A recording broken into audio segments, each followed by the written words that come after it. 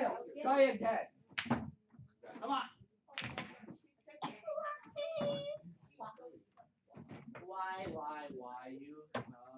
Why you keep running?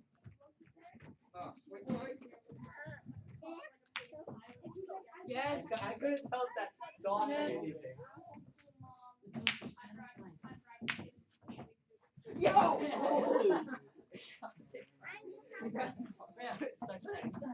you suck. I was so Don't do that, that'll fly off the table. Trust me, that doesn't work out so well. Never range. Yeah, that doesn't work out so well for the other player. It doesn't work out for the other player so well.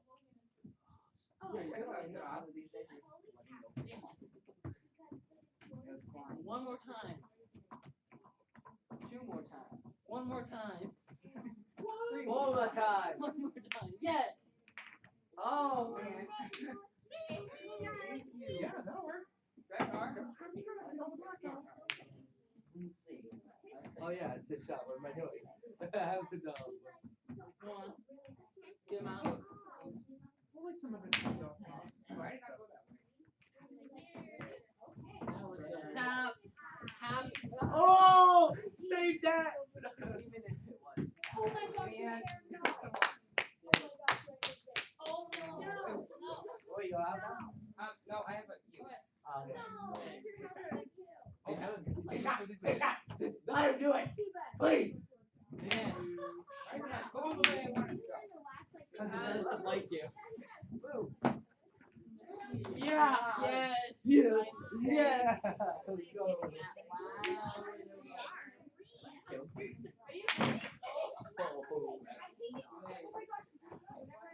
Rack it. No. Oh yeah. Rack it. You gotta rack it. I know that was. All I saw was just you go like. It was on Jonathan. It was on Jonathan. That's it, you, buddy. Guys, yeah, you. In the trash can? Wait. Is that a Maya? He got it on Jonathan. He got it on Jonathan. Stop me, dude. Only certain parts. Yeah. Yeah. So far away from the table. Did it get plugged in the TV? That's all I want is just for him to get up. No, just do it. Get him out! Yeah. Side shot, yeah. What? Side shot. Close. I was like that. I'm sorry. Okay, now then. Try to get later. You're out? Oh, well, that means I can become. I was just. Yeah, let's go. I was about just to say, One like, shot I'm goal. gonna not start tapping you. I'm so mad. That was a beautiful. I'm so mad. Can you throw away the papers, please? That's your first slider. In a moment. Alright, so I want you to get him out. I don't want him to win again. He's win too many times. Alright. There we go. Nailed it. That stops. Wait, wow. Yo, what do you got?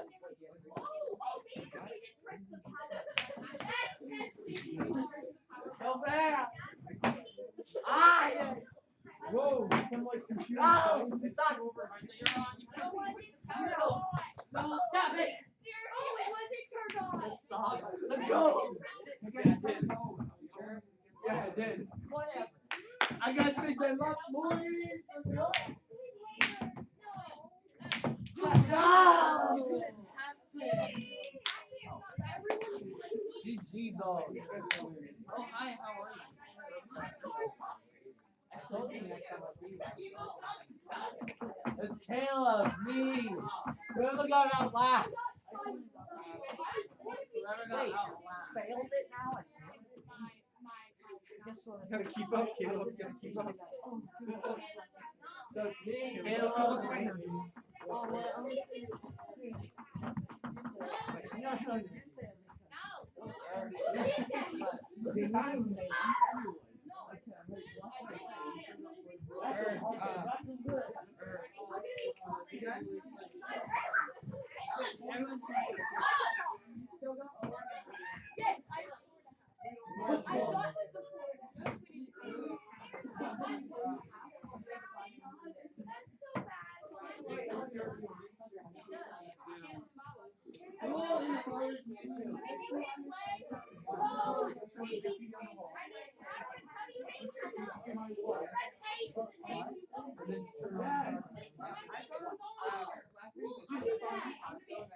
It's a random way you like to do it.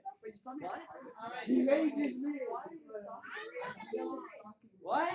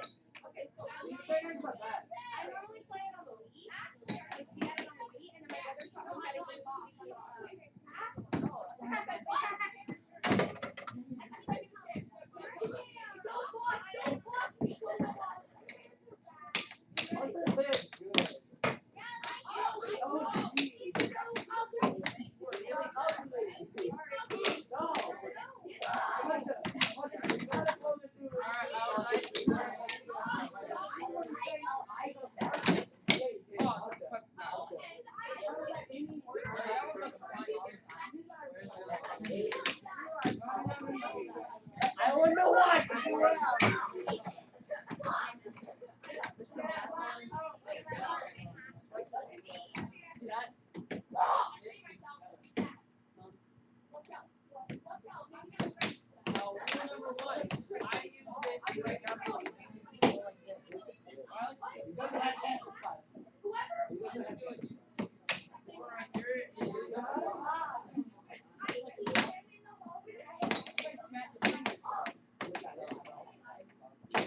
No.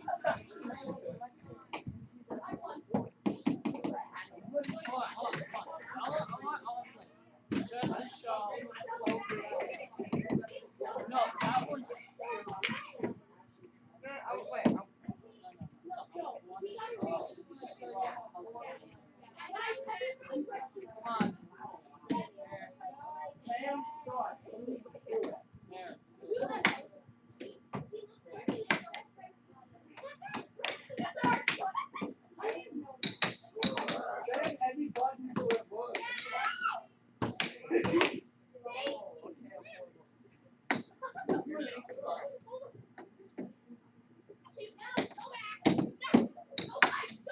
What are you doing?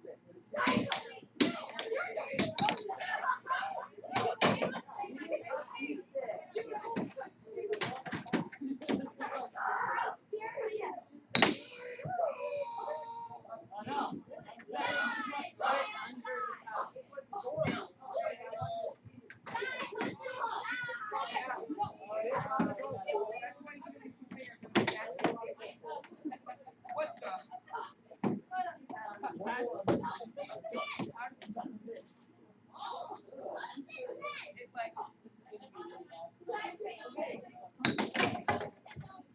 There we go. Just keep that one.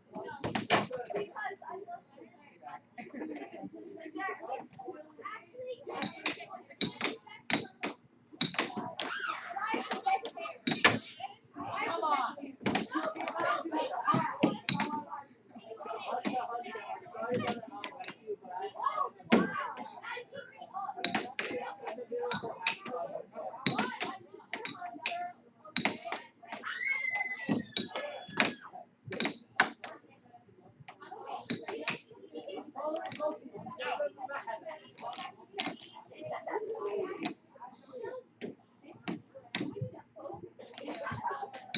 Calm it down.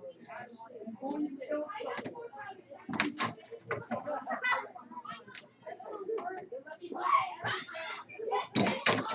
Now, my boy is fucking killing me. I'll just do this right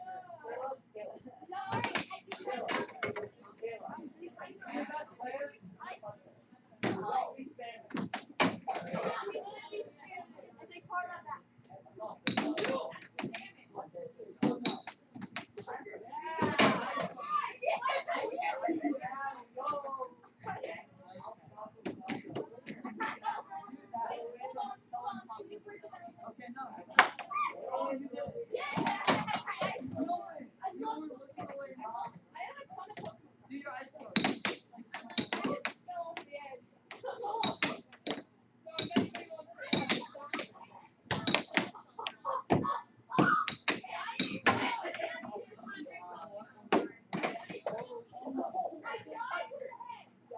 keep on making it, but it doesn't make it.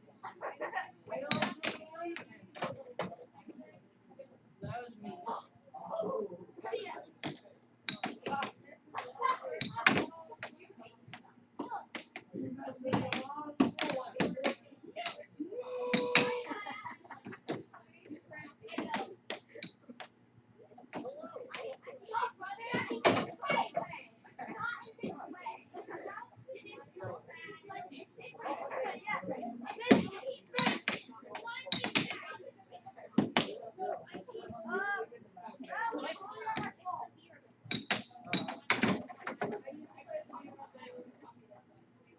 Okay.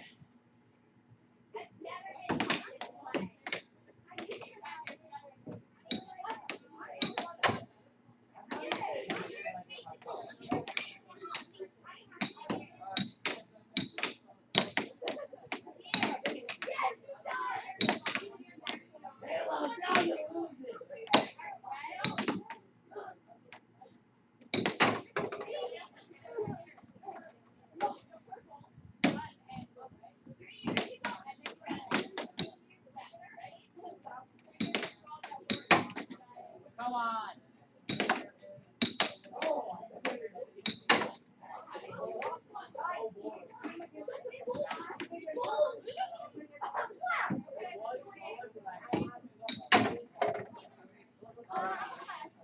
First try.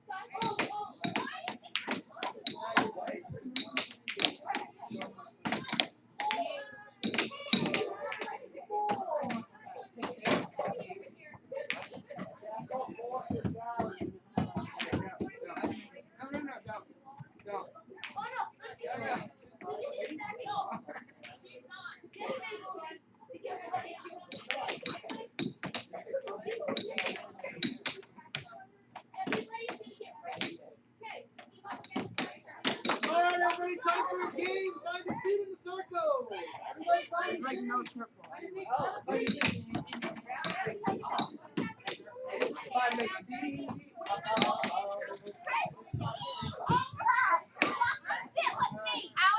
Boys is sitting with me.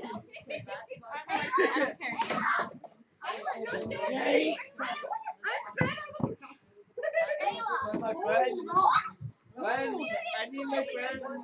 Hunter. I see my seat for you. Oh no, 4.5 seats. Maya,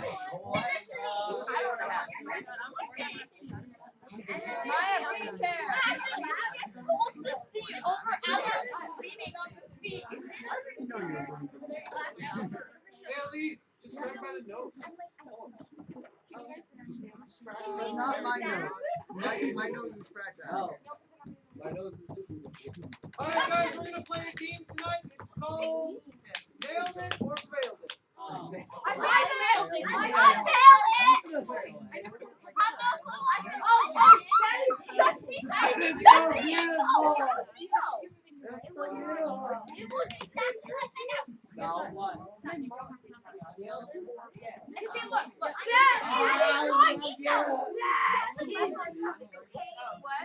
Why is this so beautiful? What's the sound? Oh my gosh, seriously. You pulled the chair away when I was trying to lean on it, and now you're not sitting in the chair. I know, you pulled the chair away.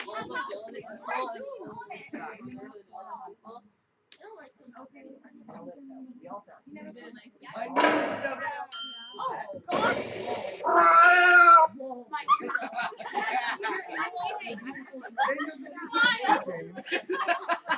Is this a video? No. It's a game. It's Alright, a Elise, the game. Jeremiah, you are my leaders. What? Go each grab a bowl of candy from the kitchen. One has nuts, one does not have nuts. Oh, that's You are allergic to nuts. Be sure you know which bowl you're grabbing the candy the one out of. that, the orange bowl is the one with the nuts. Don't take the nuts. Please. I am he who had the bowl with no nuts. Yes, I will take two. There we go. Alright, so the game is simple. We will play the beginning of a YouTube cat video, but only the beginning. And then we will pause the video. And you guys have to choose whether or not the cat nails it or fails it. Will they make the jump What or about will neither? they not? What No, about it's always one or the other. They do not start levitating in midair and just be like. No, So you pick by going to the appropriate sign. If you think the cat nails it, go over towards this side of the circle. If you think the cat fails it, go to this side of the circle. If you're in the middle, you get nothing. You lose on both counts. Okay? The side that wins gets a piece of candy out of the ball. The side that loses gets nothing. Then we'll just play again. We have like 12 of these cat videos. It's glorious. Alright. Cat video numero un. I'm ready to fail boots. Where you going? Hi, Matt. Hi, Matt. Come on. Hi, Matt. Come on. Come on. I already You did got it. it. I'm just gonna sit in the You back. can do it. It's fail. It's completely failed. Yeah, do it. You know that you're scaring whoever failed it gets no nuts. Okay. Okay. I asked the crocodile. Oh, I can't see it. I can see it. Oh. What is it gonna be? Fail. I see that one, so it's You know what? I'm just gonna guess a reaction. I don't want some of that video. I'm scared. No, Ashley. 3, 2, 1. Okay, I see some of that video. Okay, he's so good. Failed it. You better make it.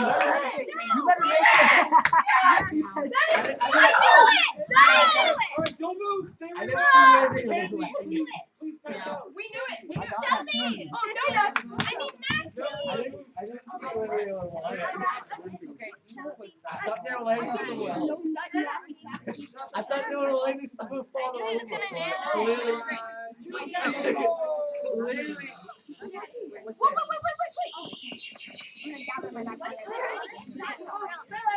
Oh, fail. Okay. They never make it onto the bridge. Alright, guys, stay inside. They never make it onto the bridge. Come here. Ashley, come on! Alright, no moving. This is it. Your answer Everybody's wrong. I need my.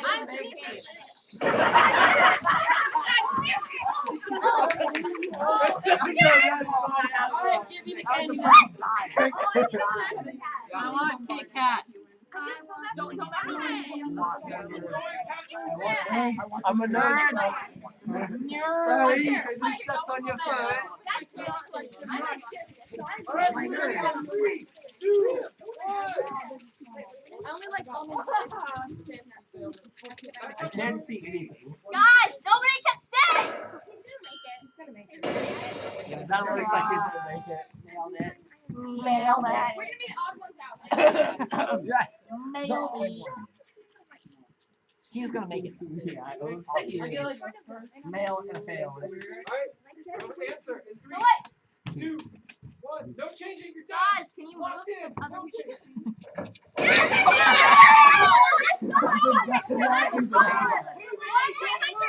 Baby will come to you. That was a dumb cat. That was a dumb cat. Abby, you were already here. You know how to yell. What are these cat memes? So bad.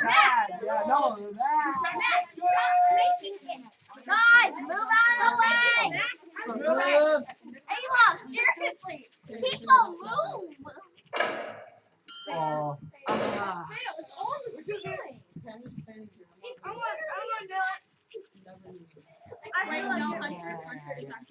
I know. 3, 2, 1. Pick a side. Okay. Alright, let's see. No more switching back and forth. Actually, get out of the way. Nailed it. He's gonna make it. Yeah! Move. Keep your side. Give me these hands. Did you get a clue? You cat. In 3, 2, 1. I expected it. Brave. Oh, there's a guy. That looks like you didn't get up to the top. Yeah, it looks like Andrew too. Oh. He's gonna fail it. fail. No. Yeah, it's so fair. That was the fun. I get Put to over there. Alright, so can you put the candy Be over on the here? side in 3 seconds. 3, 2, 1. Nailed it. Abby. Alright, the answer is. You're gonna fail it. Spelled it. What the dudes? Nerds. Where is it? Nerds.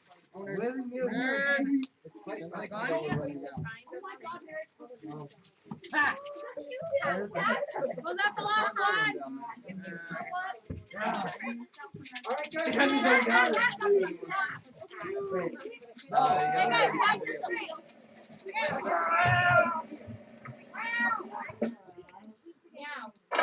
I didn't want to I think it's over here. You guys think he's gonna make it? You're wrong. Hilarious. I'm sure he's gonna make it. That's such male. That's true. Like, he's like, if you see his back leg under Alright, you guys ready? My theory is that the cat is That looks like a Push bird. each other apart. Once he jumps over the water, the cat. Although that makes sense, but remember, cats are like Oh,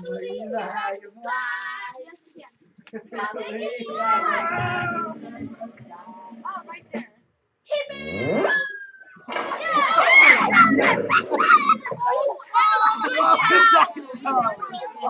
I missed that one, dude. I missed that one. Dude, that cat was No. moving. That cat was moving.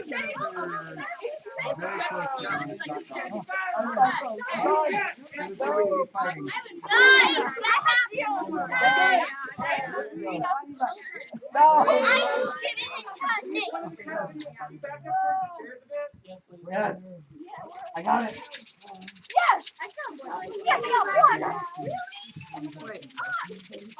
I got one. Where's your guy make it? Now, everyone.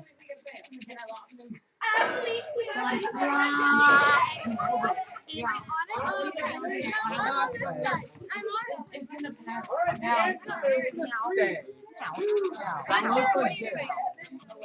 failed it. I'm still gonna look. I'm just. It's a pattern, everyone. It's nailed it. Nailed it. Nailed it is over again. So what did you do? Failed it? No. I keep on standing over here. I just found out. There you go. No, I would have Go back over there now. Alright, you Wait, what? I'm not a woman. Wait, what? Wait, where's the cat? I did not see the cat. I don't even see the cat on the line. Alright, guys, pick a side. No. I'm fine. Alright, guys, one more time. We'll replay it. Oh, okay, I see the cat now. He's gonna smash him. You guys asked me to replay it, so I replayed it. Play again. Alright, you guys ready? Have the side in 3, 2, 1. He's Superman. Superman. No! He's Superman.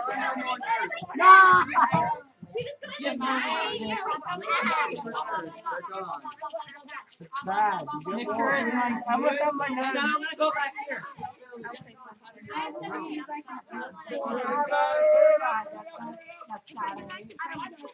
Only 2 left. Look at his eyeballs. Oh,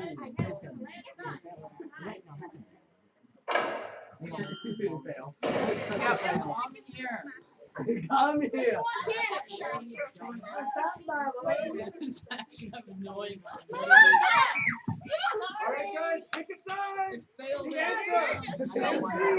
It's failed. Come over here and make Lucas. Trust me, it will work out so fine. Weston, how good you? Last chance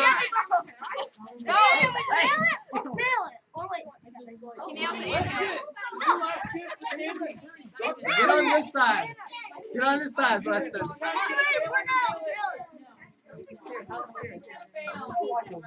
Alright, guys, pick a side. Pick a side.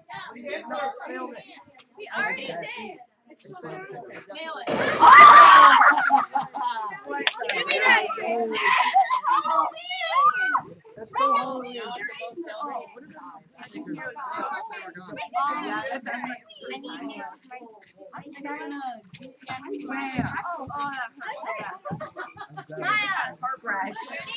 I'll grab what I touch. I'll be nice.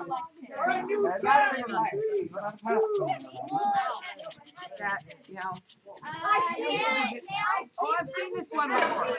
The cat will jump over and also fail. So, Oh yeah, Daniel, what do we do? I've seen this video. Yeah. yeah, I've seen this. Get over here. Okay. I've seen this before. Lock in your answer. I'm saying it's Fail it, fail it. Better lock in your answer. The answer is 3. No, I've seen it. I think I got it. Probably doesn't make it. Nail. I failed it.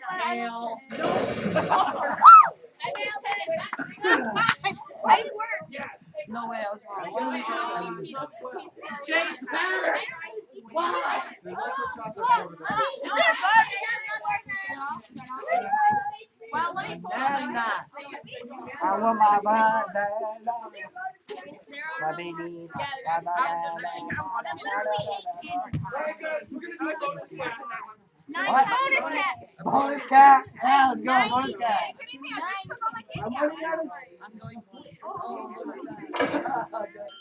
Wait, where's the jumping? Yeah. Back up from the screen, for heaven's sake. Oh. One more time, one more time. Oh yeah. Where is he jumping? He's to the floor. What is he? To the floor. What is he jumping on? Jumping from the second story back to the first story. He's gonna die. Alright, 5 seconds. Pick a side. I must be Everyone, drum roll, please. Alright, guys. Pick a side. 3, 2, 1. Take those here. Take those. Oh, I see what he's trying to do. It's just his belly button. Yeah! Go! Give me candy.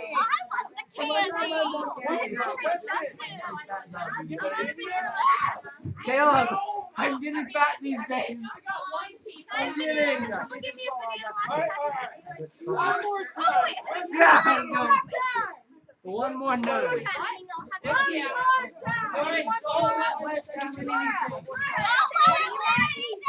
I must have answers.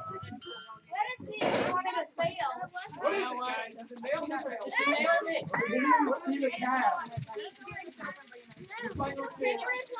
Yeah, guys, back up. Like half the people are behind you. One nailed down. He's jumping onto the bed. Alright, guys, take your time.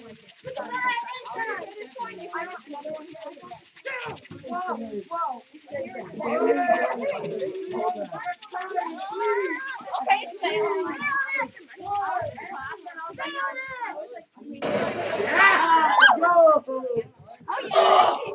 Yeah, play! Chico, are you Can we take number 2 down from the left? Alright, now that we've passed out a bunch of sugar to all of you, we're going to talk about drugs. Hey. Everybody find a seat. Open your slightly addictive corn sugar packages. You should not have given us that much sugar. Oh yeah. I just wanted you guys to lightly experience some of the symptoms we're going to cover tonight. Just a little tiny bit. All right, guys, look around. If you see a candy wrapper, pick it up quickly. If you're the closest person to the candy wrapper and you haven't picked it up, we're going to take away a candy from you. What if you already ate it? Everyone get away from the candy. We'll reach really far down with little tiny tweezers. Or what if you only had one piece? Well, maybe I'll take it. Ooh, say yes to drugs. All right, guys, today we are talking about drugs. And how to say yes to them. Well, as it turns out, it's not that hard to say yes. Because typically, it's not some weirdo in a dark alley asking you that makes you want to say yes. Typically, it's a friend you've known for years that asks you. And that makes you want to say yes. So it's not that hard to say yes.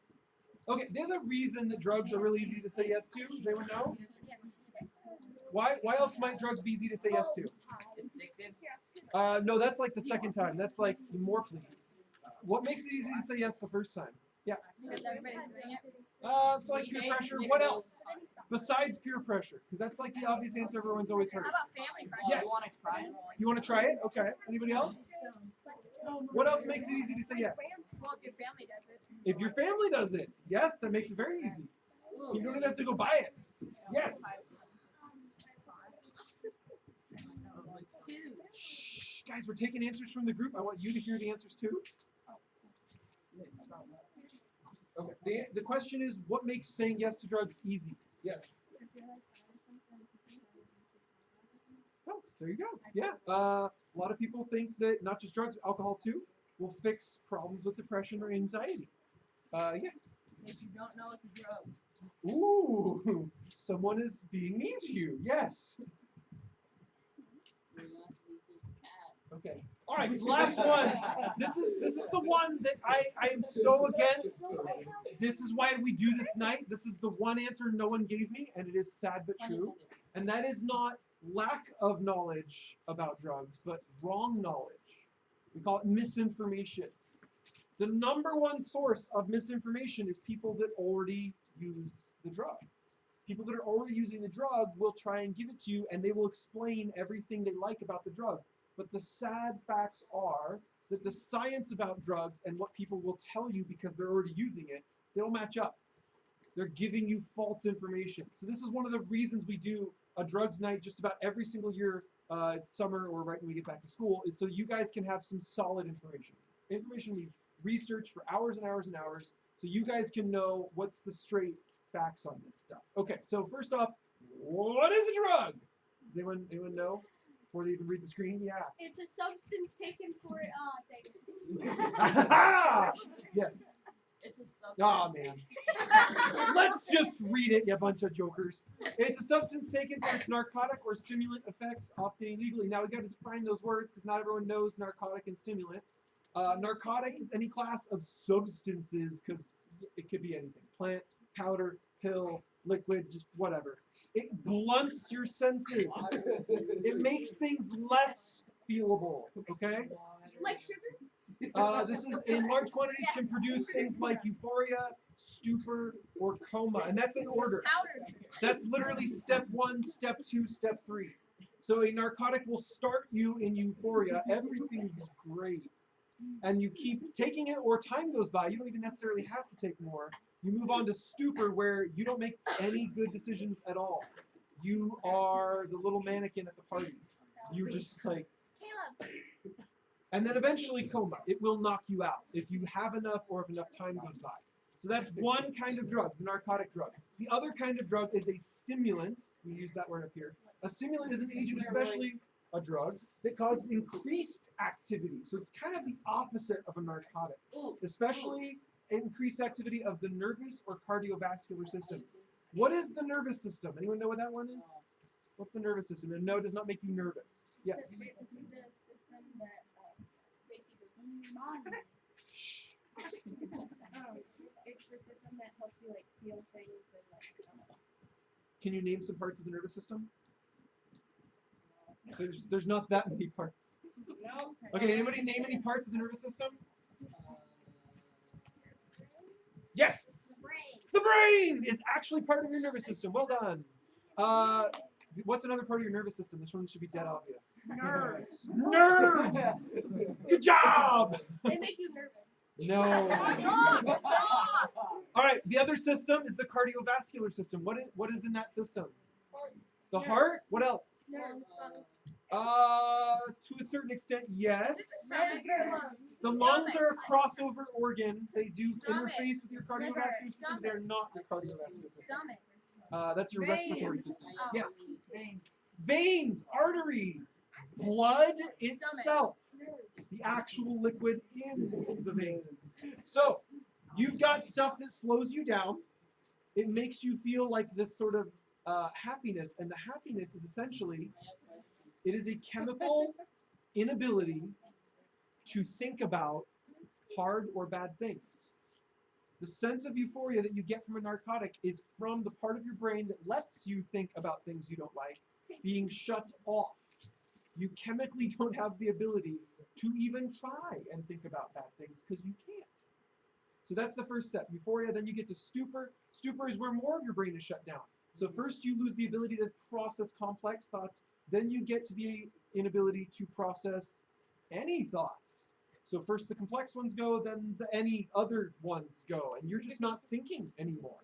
You're just experiencing whatever's happening, but there's no thoughts. Very little speech is going on, and if any speech is going on, it's not very meaningful speech. It's very confused speech. And then last is coma. That's when the rest of your brain shuts off because you can't even stay awake. The one step that's past coma that's not on this list. Anyone know it? Death. Because there's 4 major parts in your brain, and you move from the front top to the top back to the top bottom to the brain stem. And if you get to that 4th step with enough narcotic in you, the brain stem shuts off. The brain stem is the part that regulates your intestines, your lungs, your heart rate, and if that shuts off, you're dead. There's nothing left after that step. You're dead. So that's narcotics. Then you've got on the flip side stimulants.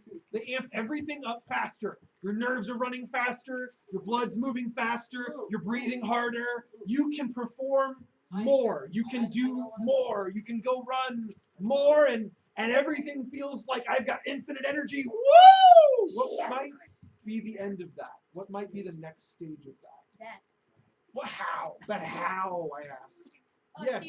I have 2 things. And to answer your questions, could it like pump up your heart rate too much and you have a heart attack and die? And then you could also Yes. and then hyperventilating and things like that. Yes. Yes. And then other thing, after coma is death, but you can also be brought back.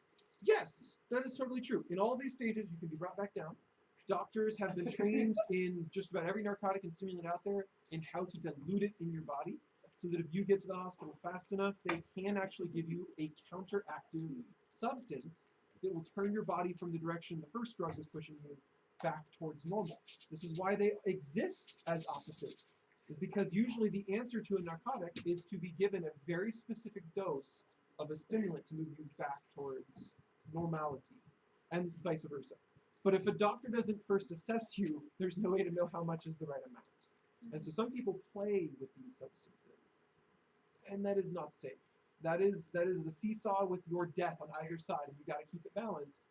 If either side touches the ground, you're dead. That's a dangerous game. Yes, Brian. But not all drugs are bad. Not all drugs are bad, and not does it say on this list that the drugs are bad. Just defining what they are. Narcotic and stimulant makes you go up, makes you go down. That's it. Not all drugs make you die. Also true. So drug is a tricky word, and that's why I go ahead and put its definition up on the screen. Okay, we're talking about narcotics and stimulants, but there are lots of prescription medications a doctor could give you, and they're not even one of these two. They're not a narcotic or a stimulant. Some people might still call them drugs, but that's not even what we're talking about tonight. We're not talking about, antibiotics. We're not talking about antivirals. We're not talking about like any of those other prescriptions you can get that are non-narcotic, non-stimulant. We're just talking about the narcotics and the stimulants. Why is that? Well, because all those other things a doctor might give you, they give you no feelings. There's no feelings attached. If you get an antibiotic and your body stops having, bacteria in it, your body's just like, thank you, that's awesome. But there's no high, there's no down, there's no excitement, there's no calm, there's no change in your mood or your feelings. So no one really abuses those ones because there's no feelings attached. These ones have feelings attached, and so they get abused. They get used for fun. And so that's what we're going to be talking about. So let's pick on a few. But first, some thoughts. Now these are thoughts on this kind of drug. As Brienne brought up, there are other things that doctors might give you that don't even qualify as what we're talking about tonight. But tonight, stimulant narcotic, the Bible actually says some stuff about that. So some quick thoughts. First off, God actually goes about grouping in drugs with witchcraft. Oh, it's okay, Minecraft. No, that'd be weird. Dude, I play Minecraft every day. So you are addicted. I play way too much. So it is. Oh. All right. So no. God lumps it in with witchcraft. Basically, the idea. Hi everyone. The idea behind. My Christian Minecraft server. The idea behind ancient witchcraft was not what we've seen in books like Harry Potter. It's not what we've seen in modern fantasy. The idea of ancient witchcraft was the idea that you could harness the power of spiritual entities so you could have done what you want to do. Like calling up a demon to do you a favor. That was the ancient idea of witchcraft. That you could essentially gain some of God's powers by tapping into something spiritual. So old-fashioned witchcraft, new-fashioned witchcraft, there's some crossover. They're not exactly the same. But this was not imaginary. That's the big difference. This was not an imaginary thing in some book or story. This was literally people calling out to demons, come here, I need you to do me a favor. And so God lumps in drugs with that. And the reason is that when you take a drug or when you call upon a demon, you are handing your control in some part or in all to that other thing. You're either handing over control of your life to a demon or you're handing over control of your life to the drug. Now again, when a doctor prescribes you something that we call a drug, they're giving you a very controlled dose. It is not something you're playing with. It is not something you're just taking for fun. So there's a very big difference there because the amount that you take changes drastically the symptoms, like we talked about. Starting in euphoria, moving on, eventually death. If a doctor knows all of your stats, weight, height, how you're living, your health, all that stuff, they can very carefully and very safely provide you with something that's actually going to help you. But that's different. Taking it for fun is different. So drugs are poisons. Even the ones doctors give are sometimes poisonous. They have to very carefully give you just enough that your body can deal with the dose. Yes? Can drugs give you seizures? Yes, many of them can. Many of them can. And actually your odds of having a seizure are higher if you're already prone to seizures to begin with. So a lot of drugs will give you symptoms out of the blue. Like you've never had a seizure, suddenly you are. But most of them will amplify things you already have wrong with you. Yes? a drug? Yes. I should start drinking coffee. Caffeine is a drug by this definition. It is a I'll stimulant. just drink Red Bull instead. All right. Alcohol can quickly become a drug. There are certain amounts of alcohol that can enter a person's system and exit a person's system, and there will be no effects noticed. You won't feel any slow. You won't feel any fast. You won't feel any of that narcotic effect. However, we've carefully mapped out, and I'll show you a chart if you guys want to see it later, how much alcohol it takes before you feel a narcotic effect. And the thing that is important to know, the reason why we don't let kids drink alcohol in just about every country on the planet, is because the amount required changes depending on your body size. So it is literally an equation of fractions. You guys remember fractions from school? No. It's how much of your blood is replaced by alcohol. So the more body you have, the more blood you have, the more alcohol can go in before anything happens. The less body you have, the less blood you have, the less alcohol can go in before something happens. So basically, if you're anything under 160 pounds, one drink can make you drunk. That's it. One drink. No, especially a shot. Okay. We're not going to go into alcohol unless we have lots of extra time at the end. But just so you know, smaller drink does not automatically mean it has less alcohol. Yes, it does. No, it does not.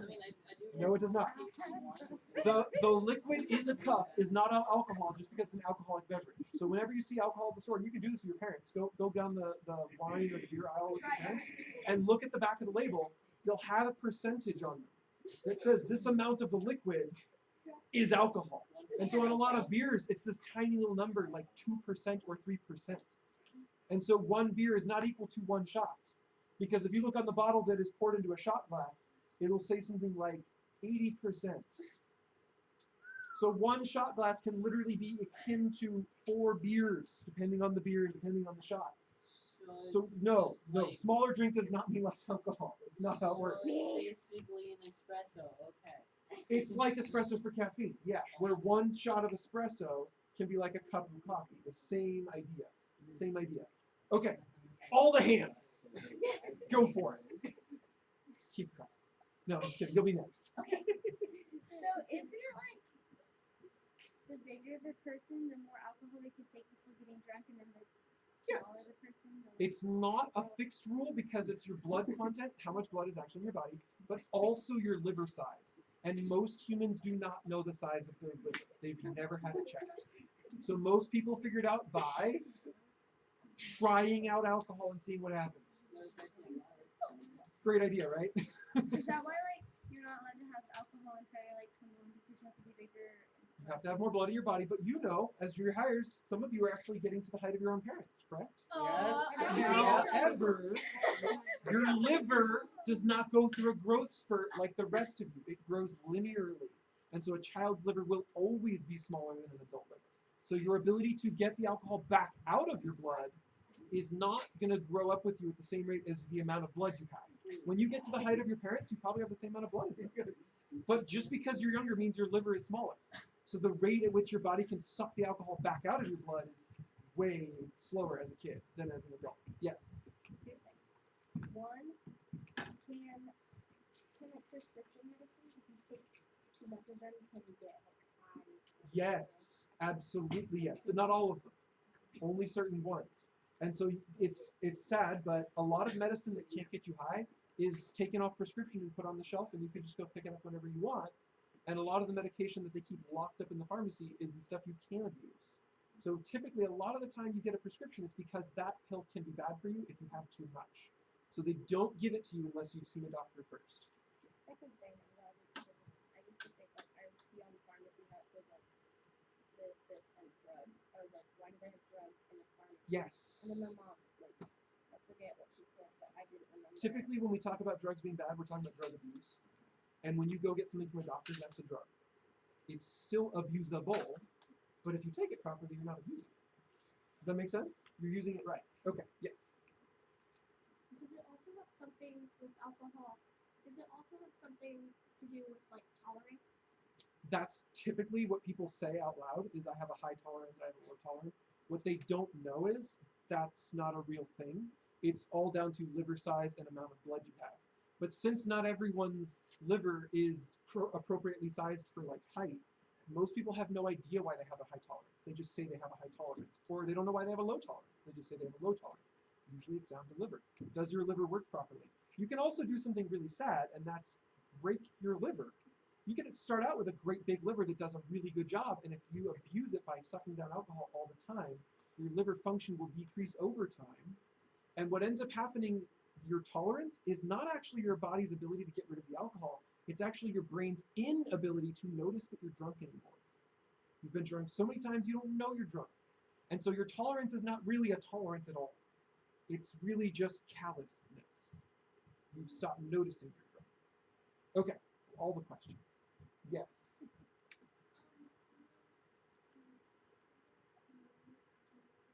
Good question. We're actually going to get to those if we can ever get off this slide. But the answer is yes, they are. Yes. Okay, so if I were to have surgery and replace my liver... No, we're moving on. All right. One of the biggest things to know is that if you have friends or you're making new friends and you are in an environment where the party is going on and there are drugs at the party, taking a drug will not help you to bond with those people. Why? Because you will be different while you are taking that drug. It will alter your personality assuredly. It is a guarantee to alter your personality. Likewise, the other people who are there, who are on those same drugs, are also showing you an altered personality. So at that party, at that time when you're trying to make new friends, because this is typically where drugs are brought out, you are now a fake version of you meeting up with a fake version of them, trying to become friends. Tell me that that's a great equation. Tell me that's going to work. Yeah. Because then when you see each other and you're not high, you will now be your normal selves, except you don't know who they are because they're acting different now. And they don't know who you are because now you're acting different. And so, I kid you not, the reinforcement effect goes into effect. And now you really only know how to hang out with these people while you are using drugs, because that's the only way you really know how to be like them. It reinforces the fact that you need to take the drugs to have a good time. It's really, really sad when that happens. The fact is, if you can't be friends with them when you're sober, you can't be friends with them when you're not high, you shouldn't be friends with them. Because that's the real you. And that's the real them. Once you are taking something that changes your personality, it's a fake you. Yeah. You said that caffeine's a drug, right? Yeah. That means I'm drinking coffee, and so does that mean coffee's poison? Yeah. Caffeine will kill you if you take enough of it. Yum, yum. But it's not a narcotic. Notice that it's not a narcotic. Can you guys guess what caffeine is? A stimulant. It's a stimulant. Coffee doesn't typically stimulate the cardiovascular system, and so you don't typically notice a rush of energy in the I can run faster sort. But what coffee does stimulate is your nervous system. And so typically people who feel sleepy, or they feel lethargic, or they are having a hard time thinking, they drink some coffee and suddenly they feel more awake, more alert, they can think faster and clearer because they have a stimulant in their system.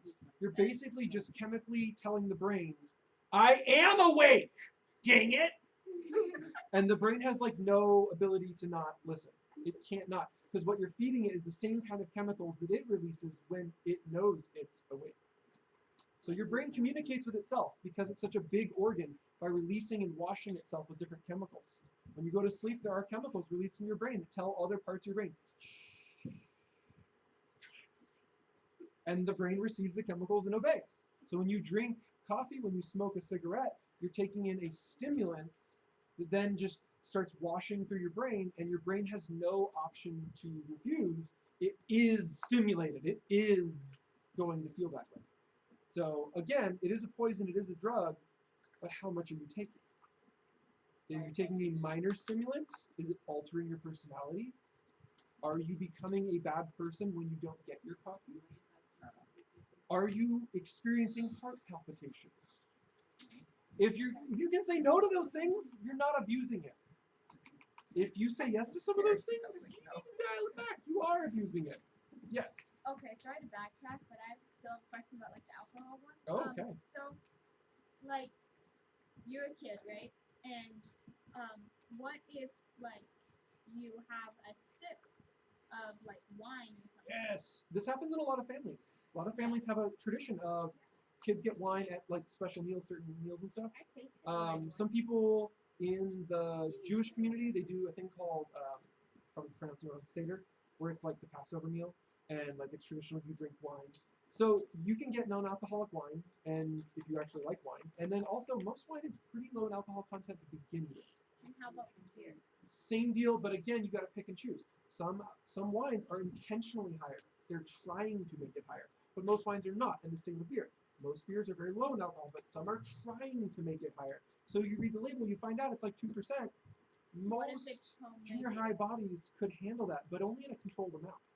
You really couldn't drink like a whole bottle of beer and have no effects. You would feel it. You would have buzz. You would start to get drunk.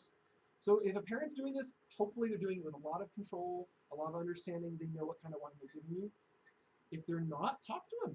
Figure it out with them. Figure out like, well, how much is in this wine? Do I really want to be drinking this? My liver has a long life ahead of it. I don't know if I want to stress it out right And now. then how about homemade beer since it's not full bottle? Again, same kind of question, but it's trickier. If you don't have the chemistry set required to test a homemade beer, you may not know how much alcohol is in it at all. Alcohol occurs naturally in the fermentation process.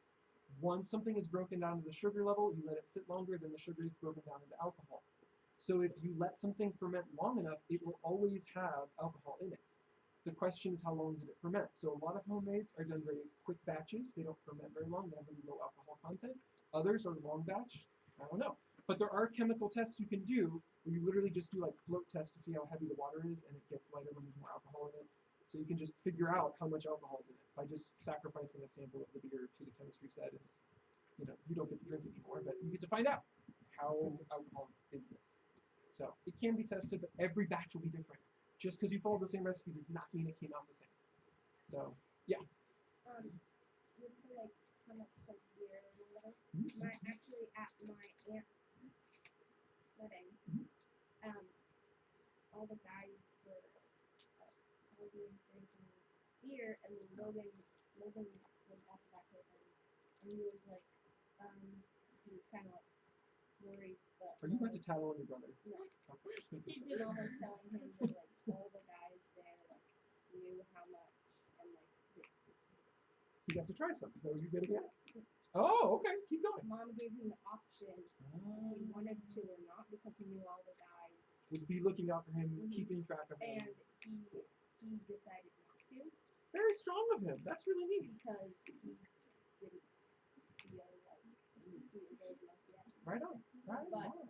I was like, why are all the guys drinking beer? And Mom was like, you can drink a certain amount of alcohol. And that's just it. Your body can always handle a certain amount of alcohol, and in some recipes for food, there's alcohol in it. But typically, it's at such a low level, it's not going to get anyone drunk. And can you find my water? I don't know. Sometimes my mom Or just a like, cup or something. sometimes to my drink. mom Okay. Let's go through. sometimes my mom puts white wine and like red sauces like tomato sauce or shrimp scampi, my mom does. Remember what we're defining here. We are not defining something that a doctor writes out for you on a prescription. We are defining the things that people abuse, okay? Drugs, thank you, that are narcotics, that are stimulants. So why are they bad? And keep in mind, what makes them bad is why sometimes they're not bad. It works both ways. So first off, when you do drugs, you are giving up some or all control of your life to a thing. So again, if you are having a sip of wine at a meal because your parents said okay, and you don't get drunk, you didn't give up control of your life to the wine. So this reason's out the window, right? It's not like God says, alcohol, bad, you shall never drink alcohol. He doesn't say that. Check out what he says. You say, I am allowed to do anything, but not everything is good for you. And even though I am allowed to do anything, I must not become a slave to anything. So the question is, does it change who you are? Does it take over who you are? And then, do you get addicted to it? That's the second question. If you get addicted to it, even though it's not changing who you are while you're getting it into you, what about your quest for it? Is it changing who you are in getting your next amount of it? If you are addicted to it, even if it doesn't change your personality when you take it, it's changing your actions in your life while you are seeking it out. So these are the things that make it bad. And again, if a doctor's writing you a prescription, this doesn't apply because you're not doing it to be different than who you are. You're not doing it to give up control. You're doing it to get healthy. That is a completely different thing. And then secondly, the other reason why drugs can be bad is when you do drugs, you are poisoning your body. Like I said before, if a doctor's prescribing it to you, he's making sure you have just the right amount. He's not going to let you take a poisonous dose. So again, it doesn't apply in that situation. So we got a verse for that. Or do you not know that your body is a temple of the Holy Spirit within you, whom you have from God? You are not your own, for you were bought with a price. So glorify God in your body. If you are a Christian, part of that is saying, Jesus, you are in charge of my life. And so if you do that, he has some things to tell you. One of them is your body is important to him. He wants you to take care of it. He doesn't want your body to become a garbage dump for substances to get poured into it. Why? Well, because you have a job on this planet to go into all the world and share the gospel. And if your body is falling apart, it's hard to do that. What if he asks you to go to Africa and you're like, I can't, I'm sick. Oh, I do that. I take all these drugs, I'm on meth, and I can't get out of bed long enough to get a plane ticket or a job. I can't, I'm sorry, God. I do it. That's an extreme example, but the idea kind of carries over to all the other ones too. You'll be distracted by the things you're addicted to, just as much as it might destroy your health. Yes. Yes and no. We will get to that one. Yes and no. We will get to that one. Okay, so does anybody know, so I can answer that properly, does anybody know if tobacco is addictive? Is tobacco addictive? Okay, thumbs up if you think it is yes, addictive. Thumbs down if you think it is no, not addictive. The correct answer is no, tobacco is not addictive. Tobacco is nasty. No one has ever been addicted to tobacco as far as I know. However, the tobacco industry knew this and knew that as soon as the health regulations coming out saying tobacco will hurt you, it's bad for your lungs, bad for your teeth, bad for your lips, bad for your tongue, bad for your throat. As soon as people found that out, they would stop using it because, you know, it gives you cancer. So they spray it with nicotine, and nicotine is a drug, and nicotine is addictive. So you take a leaf that gives you cancer if you use enough of it, and then you spray it with a drug that's highly addictive that has a few symptoms, but not that many. And then you sell it as a package deal. And now, trying to find tobacco with no nicotine on it, you might as well just grow it yourself. Like, there isn't any. The tobacco all has nicotine on it. So now, all the tobacco products, chew, cigarettes, cigars, most of them are all laced with nicotine. Can you get high Off of nicotine, no, because nicotine is a stimulant. That kind of high you get is actually like caffeine. So it's not a high like... So like really like energized? Similar. It's not an exact analogy when you go from nicotine to caffeine. It works in the same way, it produces a different result. The result you get from nicotine is you feel smooth, kind of pain-free. And also Everything is just the way it should be. I feel like I can do anything right now. I just can think clearly. There's no more haze in my head. When you're smoking a cigarette, your head feels clear, even though there's smoke outside of you. When you're not smoking a cigarette, your head feels smoky. And also like in like certain shoes, don't they put like pieces of like glass, like Glass fibers? Yeah. Why would you do that? Or they do that in some of them to like cut your lips and make you feel good for some reason. I did How not does know that make you Yeah, so feel? then they would like your lips like hanging on it. You could probably stick peppermint oil in it just as easily and make it feel tingly or cinnamon or something. Like, and when you That's put it, like, wild. I've never heard it, this. like, Yes, right behind Samara. What? What about like the nicotine gum and vaping? Ah, we'll get into vaping. Vaping is a huge deal I want to talk about right after this slide. Nicotine gum is prescribed in some instances, but you can also go pick it up. And nicotine gum is intentionally designed for smokers to stop smoking. Because the tobacco isn't addictive, but the nicotine is, to get off of an addictive substances, a lot of doctors will walk you down from it. Especially if it's a substance that is not making your whole body sick. So if you're on like meth, they're not going to walk you down with tinier doses of meth. But if you're on nicotine, it's not doing too much to your body. What they'll do is they'll give you a little less than you're used to. And then, you know, in a month from now, they'll give you a new pack of gum, and it's got a little bit less nicotine in it. And now you eat that gum every day instead of smoking. And you keep doing it, and you keep doing it, and you keep doing it, and eventually, you just chew gum with no nicotine in it. And your body is just addicted to the action of the chewing of the gum. And that's it. And then eventually, you can even quit that. So it's not meant to be like, yay, nicotine, woo! Like, there's no amount of high from nicotine that makes people go out and buy nicotine gum just off the bat. They're usually using it from a doctor who says you need this, you're smoking, it's killing you. And they need to get off cigarettes, but they're addicted to cigarettes. It's usually how it goes.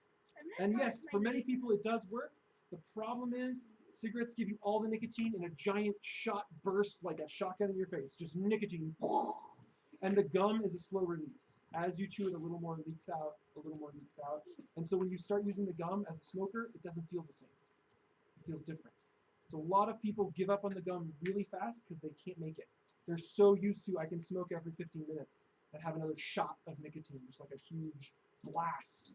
And that's not what the gum does. So some addicts of nicotine, they don't do well on the gum. Others, they just stick it out and it works for them. So, yeah. I don't know if somebody already asked this, but it's like tobacco, like chewing tobacco, is that?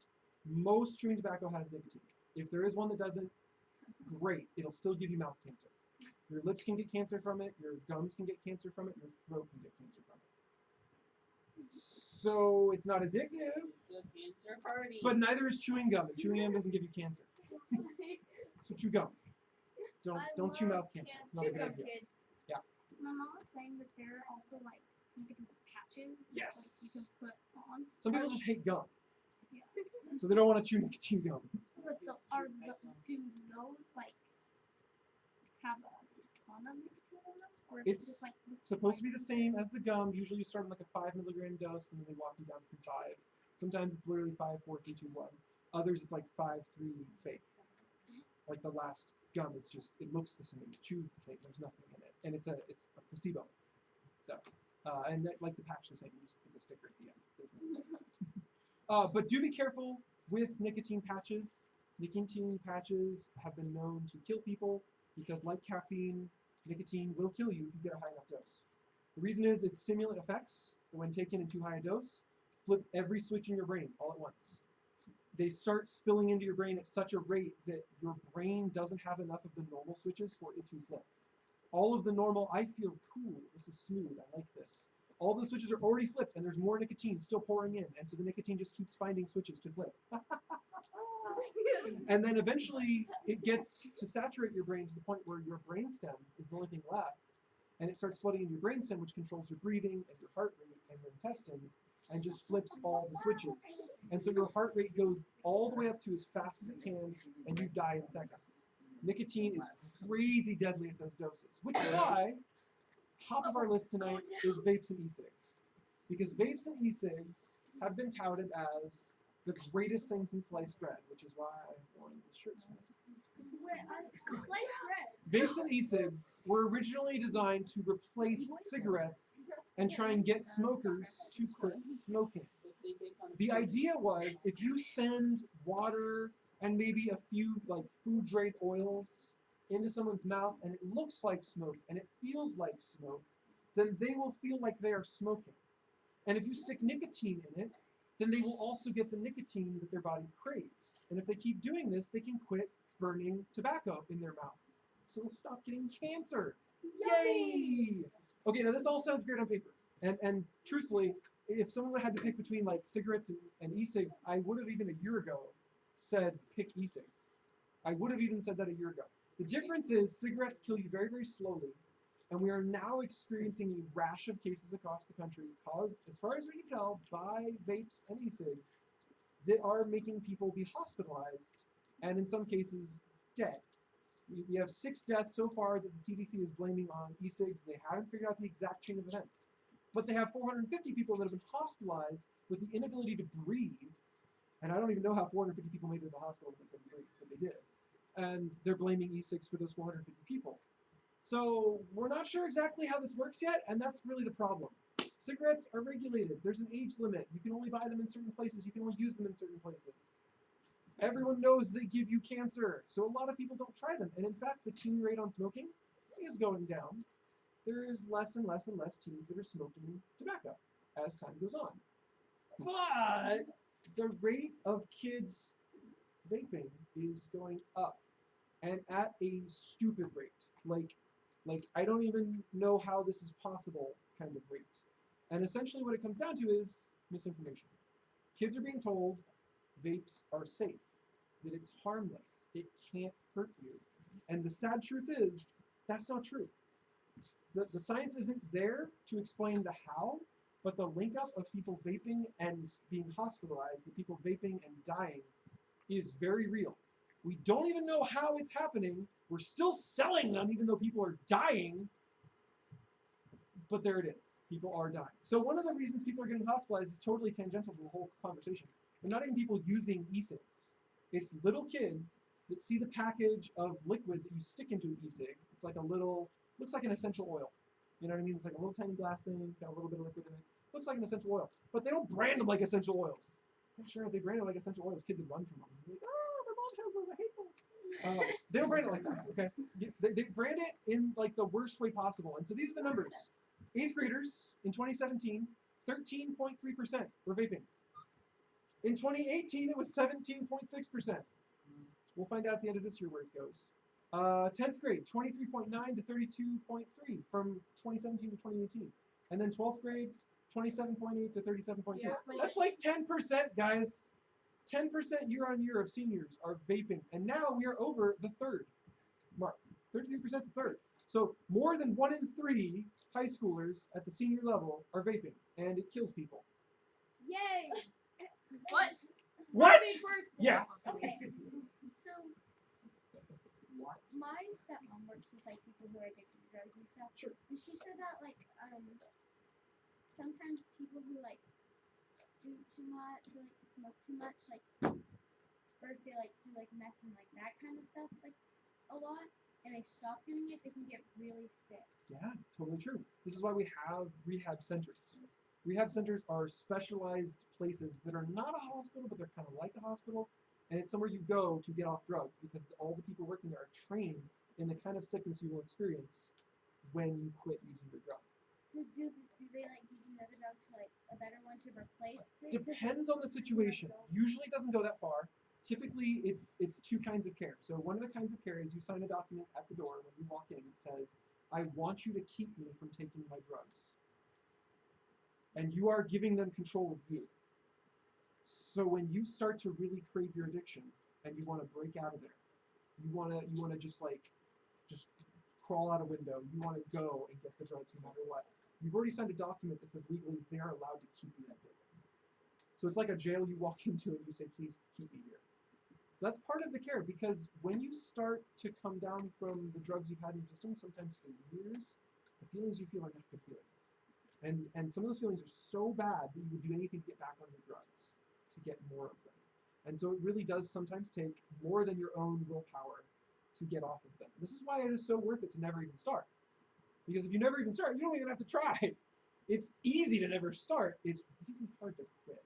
The other kind of care they'll give you is the medical care of you're vomiting now, or you're experiencing shivers, or like all the other symptoms you can have when you come down from being on drugs. So special care. Hospitals can give that care too, but typically hospitals are even more expensive than a rehab center. So a lot of people will go to a rehab center. You could start at the hospital if you're not sure how to start, and they'll walk you through it. They'll get you hooked up with the right kind of rehab center for you. They'll get you signed in. So there's all kinds of resources if you start at a hospital. It's totally fine to just go there if you don't know what to do. Yeah. Go for it. So like this so how do I just chew Did you buy nicotine gum? No one. Oh, okay. Is it So you gum? don't even know this half of it. It will say nicotine gum on the package. It will not be sold on the same aisle as gum. Then he's like, yeah, Does that make yeah, sense? Just the same as cough syrup is not sold next to the artificial sweeteners on the vaping aisle. It's just as sweet, but they don't sell it there. Okay, so you'd have to be on the medicine aisle to even find something, and as far as I know, all the nicotine gums are prescription. You have to go to a pharmacy and like, no, you can get some now over the counter. At Costco, we have some just sitting there as a medicine. But it's on the medicine aisle, and that's key. You're not So just gonna now we know accidentally it's buy gum and be like, oh dang, it's got nicotine in it. Dang it. So yeah, Well, also I'll get it anyway. also quitting nicotine gum would be easier because it's already sold in doses that you can get that are lower, and it's already slower doses than like cigarettes do. So it wouldn't be nearly as It's just like addictive. regular Yeah. gum. I'm pretty sure it's also like Yeah, you'd have a hard time checking out as well. Buy, right? they would ask you, why are you buying For your ID. this? Yeah. Okay. One more thing I want to show you guys. This is on the left, the liquid you put into an e-cig, and this is on the right, kids' food and candy. And this is why there are 6-year-olds being hospitalized, because if you were to ingest this amount of liquid, Cereal treats. you would likely die. If you were to drink this much fluid that should go in an e-cig, you would likely die. An adult would die. It wouldn't have to be a kid doing it. It's just the kids are the only ones who don't know what this is. And so the kids try it. The other one that's really scary is people that get way into e-cigs. They try and like save money, which I can't blame them for that. So they order like gallon jugs from China, and they get a gallon jug, and then they fill the little tiny bottle up again. They just keep refilling the tiny bottle, and that's all fine for the adult. But I don't think a lot of people know this. Nicotine is skin reactive.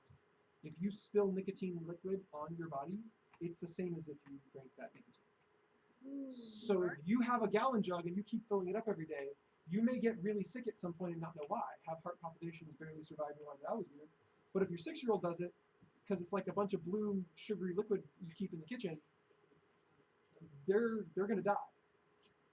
It's gonna severely interact with your body. Again, similar to alcohol, size matters. So the amount of nicotine they can have and survive is much, much smaller, and likely their ability to pour a gallon jug is much, much worse. So if people don't understand what nicotine is and what it does, a lot of people suffer that aren't even the ones who decided to take it.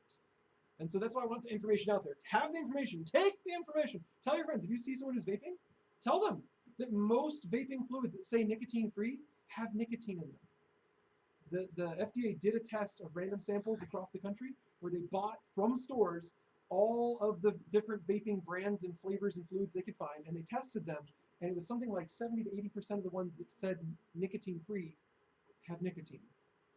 Why? Well, because sugar blown through a little pen doesn't get you addicted.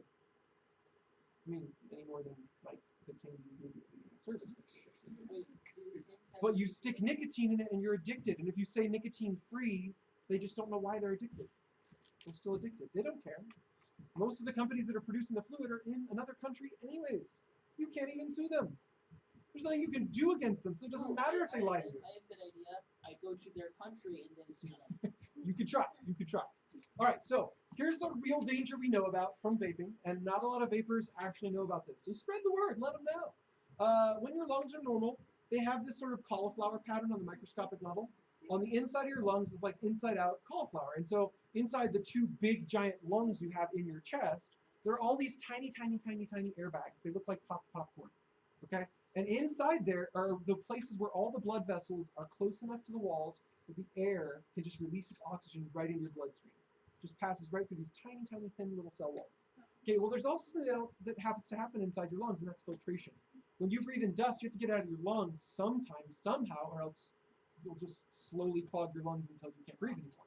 So your body actually has ducts inside of these little balls, and it lets cleaners go through the duct, latch onto dust and debris and stuff, and then go back out through the duct. But the duct is supposed to stay shut most of the time.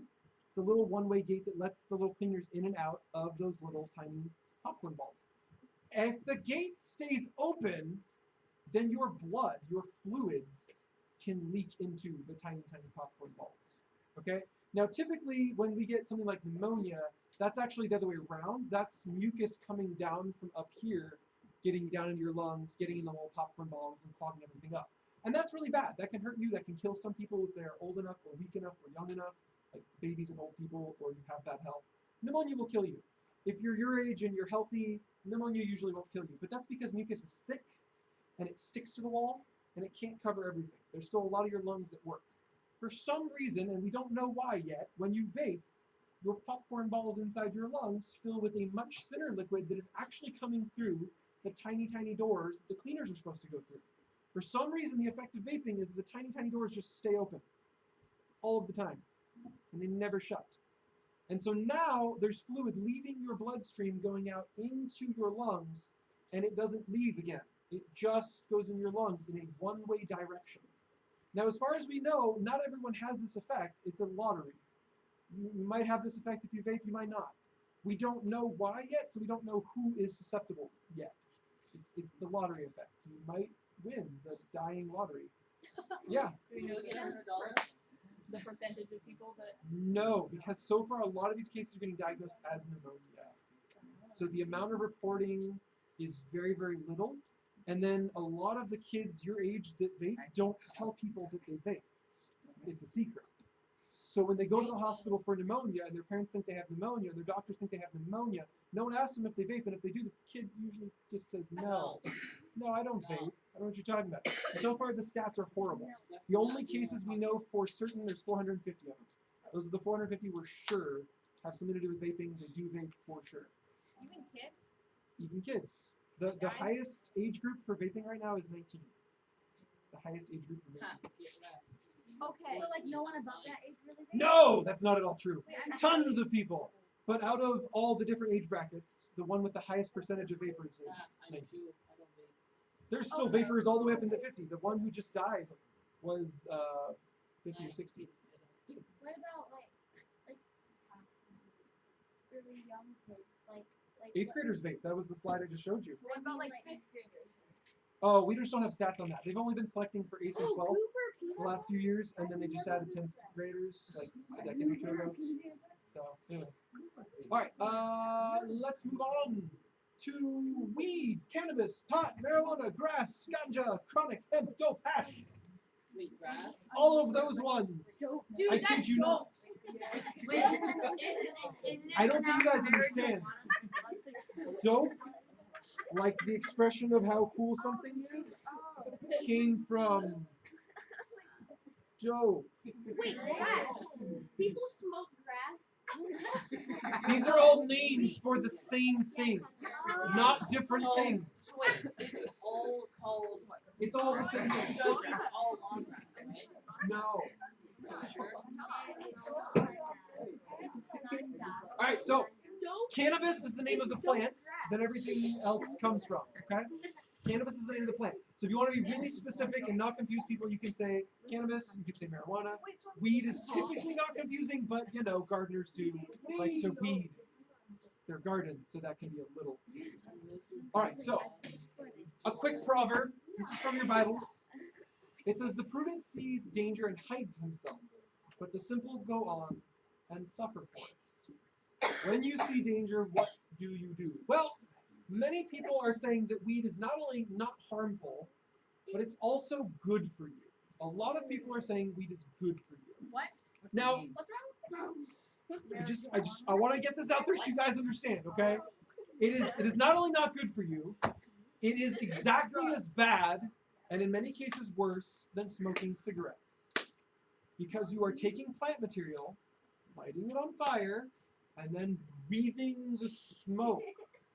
You can ask anyone who survived the campfire, was that good for you? And they'll tell you, no!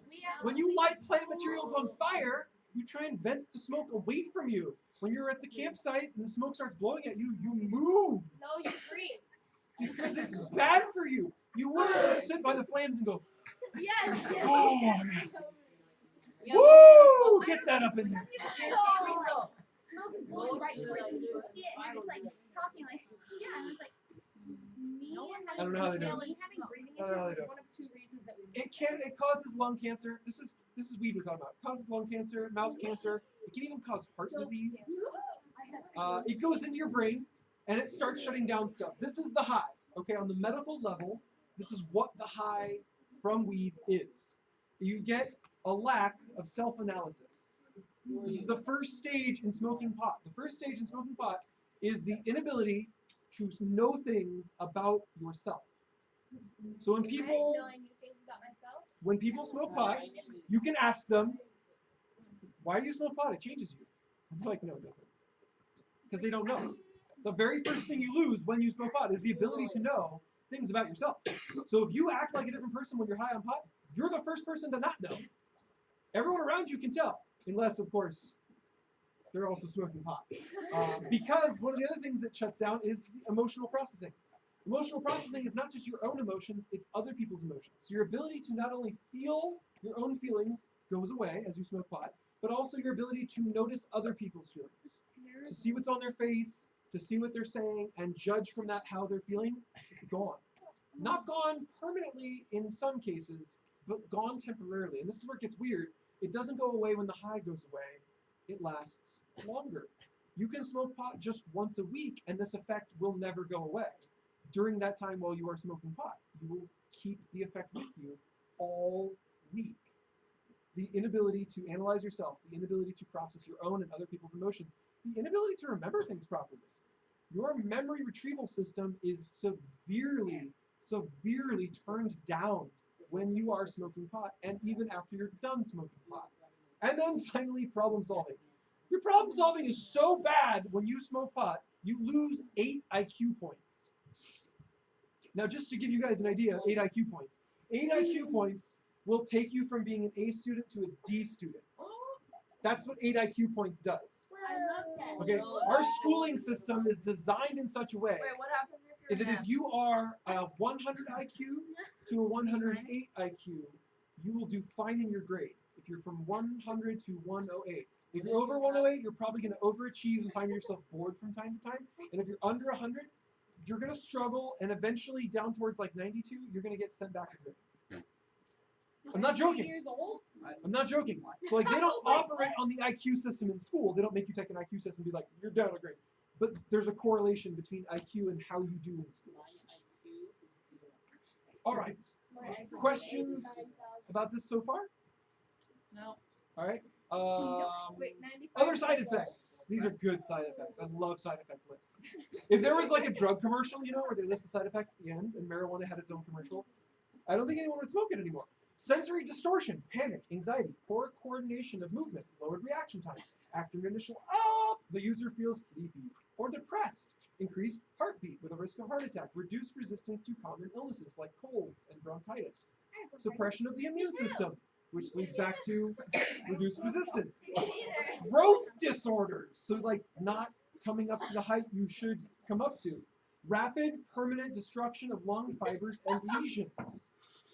This is what leads to lung cancer. It does not take smoking all your life, it just takes smoking. Reduced ability to learn and retain information. Apathy, that means you don't care. You just don't care. Drowsiness, lack of motivation, personality and mood changes, and the inability to understand things clearly. Very common when someone is high on pot and a police officer comes across them before they have to do any other tests, have them pee in a cup, they just explain something to them and then ask them to explain it back to them. And they can't. And then you explain it to them again, and you say, explain it back to me. And they can't. You can keep doing it all day. It just keeps failing. And this is why smoking pot and trying to be in school, not mix. Your teacher is up there explaining things to you, and then they say, here's a quiz. And you're like, what? What? Wait, What? what's the quiz again? But the best part is, you have apathy. So you don't care. It doesn't bother you. You're like, whatever. It doesn't matter. And likewise, you won't notice the change in yourself. That very, very first symptom is important, self-analysis. If you can't analyze yourself, the change from not smoking pot to smoking pot will go right by you. You will not notice it. Yeah. Is this on like every single package? No. No. And I wish it was. If it I wish- was, nobody That would buy make it. it more funny. Just like, hey, Elise, see this? I Typically, want it! typically, what ends up on the package for most things once they get regulated, and I don't even know. I've never tried to buy regulated pots. I don't know. I have read the packaging on cigarettes before, but that's just because I found them to smoke, so I have to read theirs. But yeah, I don't know. Typically, the only thing the CDC makes them put on stuff is like what will kill you. So like with cigarettes, the thing that's on the package is not every symptom. It's like the kinds of cancer you can get. That's typically what's on it. There's a lot of other things that cigarettes do to you, but that's not all in the package. Wait. I mean, the package is tiny. It's not like you can fit it all anyways. Yeah. So if I were to buy my own package and then write all of the symptoms. It'd be hilarious, but I would almost do it as a gag. So like make a fake package that has nothing in it, Yeah. and then like talk to your teachers and like see if they can get on board with it, and like fake offer the empty box of drugs to friends, and be like, hey, you want some of this? And then like they answer, and you're like, oh yeah, side effects include, and then you can just rattle it off. You just go to town. You know, it'd be hilarious. But do not do this unless your teachers know what you're doing. You will get in so much trouble if you try without their knowledge. So much trouble. Yes. You could run into it. I might not see you. I was like turning this way. Go, go, go, go, go, go, go, go, go, go, go, go. She cheated. What just happened? All right, so pot for teens is worse than pot for adults, and the reason is not like alcohol. Like with alcohol, there's like varying levels of resistance based on where you are in your growth. Pot is completely different because what pot does is shut off. It is a narcotic. It shuts off parts of your brain, and this is what's so strange about it is that we're finding out now through research. We are actually doing studies on it finally. Hooray! That because your brain as a child and as a teenager is bigger than your brain as an adult. Please hear me on this. Because your brain as a child and as a teenager is bigger than your brain as an adult, you are going through a trimming process. This is why we keep you guys in school for so long. We don't want to mess it up. Because if there are things you don't practice as a kid and as a teen, you will not have the ability to do it as an adult. This is why we give you like all these different school subjects, and we don't just say like, oh, you like science, we'll just make you an all science student. You only do science. We have to make you do math. We have to make you do science. We have to make you do writing. We have to make you do reading. We have to make you do a little bit of everything. Otherwise, when you get to be an adult, that part of your brain will be shrunken. It will be lacking. And you can do it, but your abilities will be diminished. Now, this is why it's so bad with pot, guys. Follow me on this. Remember the list that I gave you, the 4-part list? Self-analysis, emotional processing, memory retrieval, and problem solving. We have found through studies that teens who smoke pot on a regular basis, so once a month, smoke pot on just once a month or more, you keep all of those effects going on throughout your teenage years. Inability to judge what's going on with yourself. Do I look good right now? Did I get clean clothes on? Do I look completely disgusting right now? I'm wearing like grease stains everywhere. Got like sweat dripping down my side. Oh, yes, you are. There's a literal part of your brain in charge of noticing that. And when you are smoking pot, that part of your brain is turned off.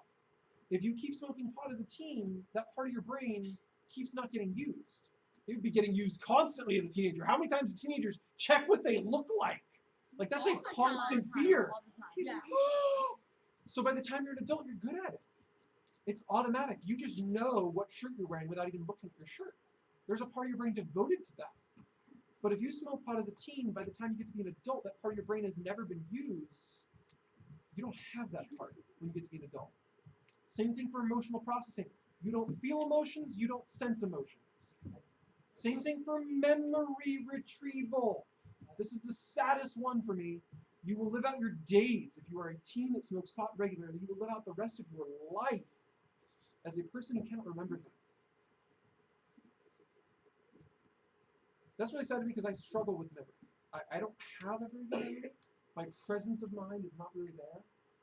And so to know that someone who could have had memory smoked enough pot often enough that now they don't get to have memory, that breaks my heart. What was the last one on the list? You. Problem solving. Problem solving. Who said that? Me, I said you. No, I was the third one on the list. I couldn't remember the fourth one on the list. Problem solving. If you go through your teenage years and you are dumbing down your ability to solve problems, your ability to learn, ladies and gentlemen, then as an adult, you don't have one. You don't have the ability to learn. You don't have the ability to problem solve. This is so sad. So, big giant disclaimer. I know a lot of you guys are not pot smokers, but you probably know one. No. How do you know that we don't? Statistically. How do you know that? I'm not saying they're a kid your age. They might not be a kid your age.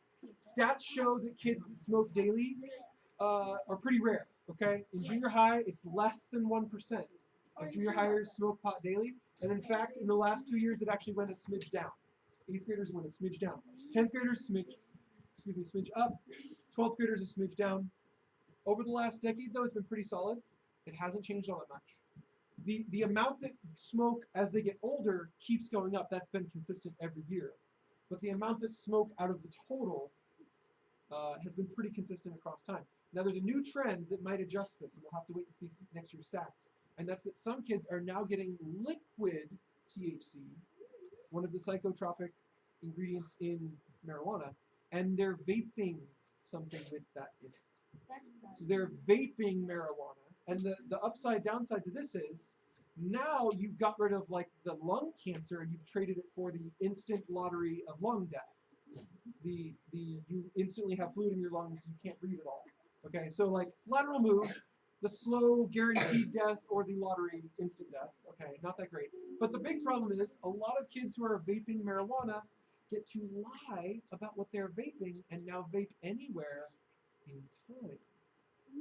If they lie about what is in their vape, now people who would let them vape flavor juice will let them now vape marijuana because they don't know what's in their vape. But what this means is, I love that. what this means is the frequency at which they can do marijuana has now gone up. They don't have to sneak off with someone where they can smoke marijuana. Now they can vape it out in the open. That changes the equation because remember the frequency changes the effects. The more often you are using marijuana, the stronger the loss of memory, the loss of emotional processing, the loss of problem solving, the loss of personal analysis. Okay, yes. In the beginning, wasn't vaping supposed to help people stop smoking? It was originally introduced as the same kind of thing as nicotine gum and nicotine patches. It was a way to get nicotine that didn't involve putting smoke in your lungs. That was the original idea. But that is not where it has stopped. The fact that our country doesn't have laws governing vaping, by and large, some states are just now starting, like one. Most states don't have it, federal government doesn't have it, FDA doesn't have it, CDC doesn't have it. No regulations. What that means is, in a lot of places, a kid can walk in that store and buy vaping stuff the same as an adult can walk in that store and buy vaping stuff. So even though it started as a, please don't smoke cigarettes, here, use this e-cig, that's not what it is anymore. That was just how it started. And like you guys saw the labels are Fruit Loops and Lifesavers and Cocoa Puffs. Like that is the label. I'm sure there's adults vaping that stuff, but does Toucan Sam really appeal to the adults as much as to the kids? I think not. There's not much reason to make it look that way. You can make it look like a real cluster of grapes instead of cartoon grapes. You do cartoon grapes because you want kids to use it. Is all nicotine made with the intent of like being a drug? Because there's no doctor-approved use for nicotine right now, except for getting someone off of cigarettes. Because we were in there's research being done into its use as an anti-inflammatory, but that's like still way out on the horizon. No one's there yet. We were when we were in the hotel, that kind of here, they're like commercials for nicotine little tablets, I guess. That sounds like a terrible idea, but yeah, I'm sure it exists. Why not? Why not? Let's just die faster. Yay! I love dying fast. All right, so this is the numbers, guys, on monthly marijuana vaping among teens. This is currently higher than the daily smoking marijuana among teens. So obviously monthly and daily are completely different, but I didn't collect the stats, so I can't change what questions they asked, okay? So on the smoking, they asked daily, and on the vaping, they asked monthly. You can't compare the two anymore. Yeah, 10th grade, 4.3% back in 2017, 7% in 2018. 8th grade, 2.6%. Monthly marijuana vaping among teens. That's my age. Okay, can I see you ready? Yes! That's my age. Yes, Samara first, and then right behind you. Everyone's age. That's my age. Shh. Go on. I'd like to point out something stupid. Yes. You know those like ads that like is like don't vape ads, and like in the ad it's like this girl, like this teenage girl who's like, I'm in for vaping, and she's like, this is good. It's like don't vape. Just the whole commercial. Yeah, it's like commercial about good and tasty juice. I don't really watch TV anymore, so I'm missing out. Can we just get I just want the sarcastic vaping commercial. The one where they try and sell it to you, and then they read the list of complications that can occur if you vape. That's it. That's all they have to do. Because every other drug that's on TV, it's like, this will help you not have allergies, but cause nosebleeds and stomach ulcers and da da da da da da da da. I'm like, I'll take allergies. I'm happy with allergies. They did that for vaping. I think it might actually cause a good effect. All right, yes. Yes. They didn't do that. They didn't ask them. So I'm sorry. This is if you guys want the rest of these stats, this is MTD. What's MTD? Marijuana, teenager destruction. No, it's the future. Monitor. I'll look it up for you. Monitor the future. Marijuana. They do drug-related stats for teens every year. They do the same stats every year. They did hundreds and hundreds of schools, several 100,000 students. Marijuana tastes They do huge questionnaires. Hunter. But they keep up on it every year, and they have to adjust the questions every year because, vaping with teens wasn't a thing enough years ago. You go back 10 years, vaping wasn't a thing with anyone 10 years ago. So, yeah. I did see this commercial where they put a huge table of tobacco products labeled candy in front of kids and have them react to it. Interesting. And they're like, "Is this candy? Can I take this home?" And I'm like, "No." They knew. Yeah. Did they try it with vaping products too? Mm-hmm. What did the kids say? They thought it was candy. Yeah, that's the problem. That's a very big problem. Oh my gosh, yes. I saw this sign at a bus stop and it said tobacco industry. It said the tobacco industry have a new kids menu. Yes. That is the sad truth. Industry pushes things faster than it should. And a lot of the original vaping companies were just overseas, making stuff in little factories and sending it here. And now there's actual tobacco companies that are realizing how much money is going into vaping. And so they're now making vaping products. So you can call the tobacco industry, they didn't start it really, but they're on board now. They like anything that sells. And if it's still addictive, then who cares if it's not tobacco? The truth is it's cheaper to make vaping fluid than it is to grow tobacco. So there's a lot less farmland involved. All right, we're going to read some Bible verses. And if you guys have questions, you can stick around, but it's time. So we gotta close this up, okay? I know you have questions. I love the questions, but we're out of time. So here we go. Be sober-minded. Be watchful. Your adversary, the devil, prowls around like a roaring lion, seeking someone to devour. Lions, if you don't know, like to pick on the weakest in the pack. That is how lions operate. They chase the gazelles until one of them falls behind, and then that's the one they eat. So the Bible says, don't do things that would keep you from being sober. That's like getting drunk, getting high. Don't get drunk, don't get high, because then you are the weakest in the pack. You are the one Satan goes after at that point.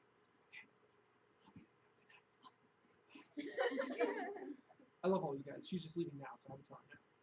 She'll be here later when it's 11 months. Okay. Do you not know that you are God's temple and that God's Spirit dwells in you? We talked about this one earlier. You are not just yours anymore. You're a representative of God. This Holy Spirit is there in you if you're a Christian. So if you're putting drugs in your body, you are now asking the Holy Spirit to just sit there while it has to deal with your druggy body. That's not polite to the one who bought you out of sin, the one who bought you out of heading towards hell, to then say, I want to be altered by a substance instead of altered by you. Next up is Romans 12:1-2. I appeal to you, therefore, brothers, by the mercies of God, to present your bodies as a living sacrifice. Meaning, even if there's a drug that isn't hurting you, just give it up because you're not yours and you make it a sacrifice. Holy and acceptable to God, which is your spiritual worship. Do not be conformed to this world, so don't just take something because the world's taking it, but be transformed by the renewal of your mind, that by testing you may discern what is the will of God, what is good and acceptable and perfect. Let no one despise you for your youth, but set the believers an example in speech, in conduct, in love, in faith, in purity.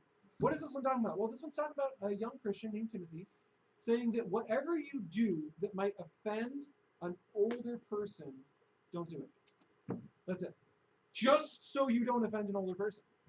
Paul's writing this saying it's literally worth it for you to set an example to the older people, to be a better Christian than the older people are.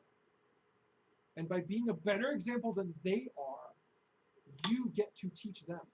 Because the truth is, older people don't typically listen to you. To your words? No, not so much. But if you set for them an example, they notice. They notice. And so if you are living closer to Christ than even they are, you will draw them to a closer relationship with Christ. And you can do that even through your avoidance of alcohol and drugs and all these other things that mess with your body. Last one, I am not trying to please people. I want to please God. Do you think that I am trying to please people? If I were doing that, I would not be a servant of Christ. Hey ladies, can you not distract everyone that happened? That'd be great. Thank you. Remember that thing about the example? Or maybe you didn't. Okay, good. Be an example. If I were trying to do that, then I would not be a servant of Christ. My friends, I want you to know that no one made up the message I preach. I wasn't given or taught to me by some new human. My message came directly from Jesus Christ when he appeared to me.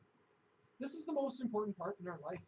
Once we become a Christian, the most important part in our life is spreading the gospel to other people, sharing the love of Jesus Christ with other people.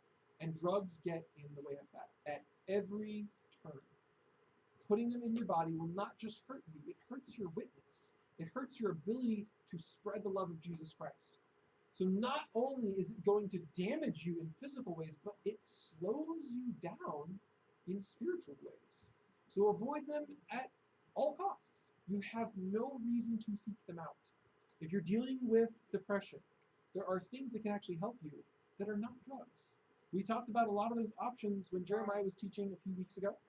You can come to us and ask for help. You don't need to go to a drug to fix that. If you're dealing with anxiety, if you're dealing with acceptance by your peers, if you're dealing with any sort of thing that might tempt you to want to try drugs, there is an answer for that thing that is tempting you, and it's not the drugs. So talk to people who care about you, talk to people who love you, talk to us about what it is that's pulling you towards drugs. We want to help you with that. Even if it's someone in your family that's pulling you towards drugs, we would love to help you with that. Okay? So talk. Do not go straight to the drug. Don't try it and see. The worst thing you could ever do is try an addictive thing to see what it feels like. Think about that for a second. That's a negative. Do not try an addictive thing to see what it feels like. It doesn't make any sense. All right. Last hand. This is it. We gotta close. Yes. What if you go home and your parents have like a bunch of clothes that they're having? What if you sneak into beds?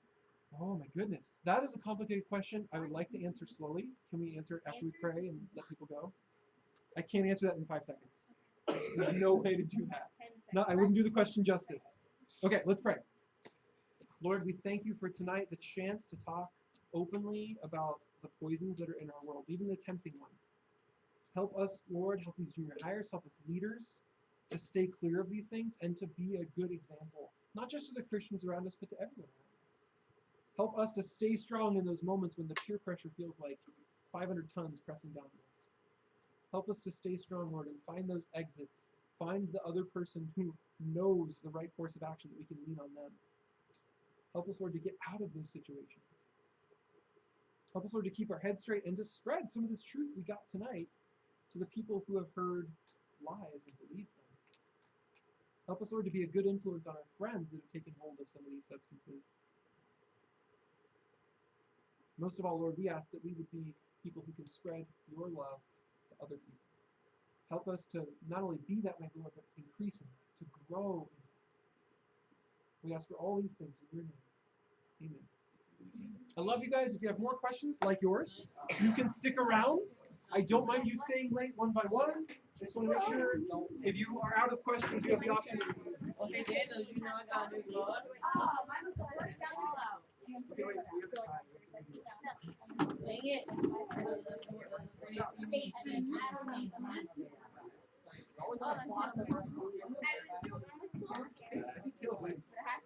Yeah, because this becomes this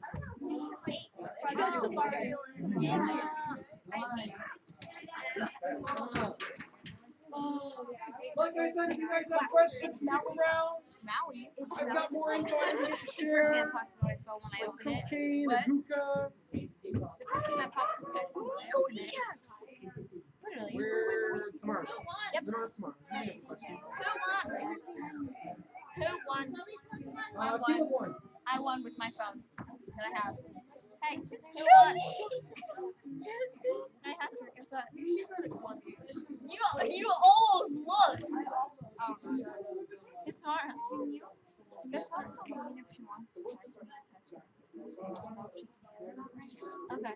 but I don't have my phone right now. I just have my laptop. Okay. Yeah, I will. Thank you. No. Wait, I want to show you something that I learned. Okay. I'm trying to take a picture. It doesn't work. It's just like this thing. Okay. It's just called a head. Okay? Just like look at it. Yeah. Don't put your head down.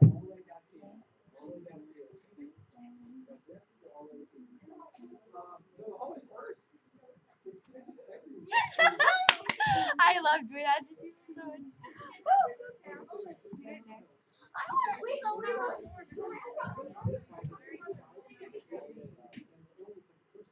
So whatever you think you have a very bad chance of doing that. You have like no possibility. Zero. And then the people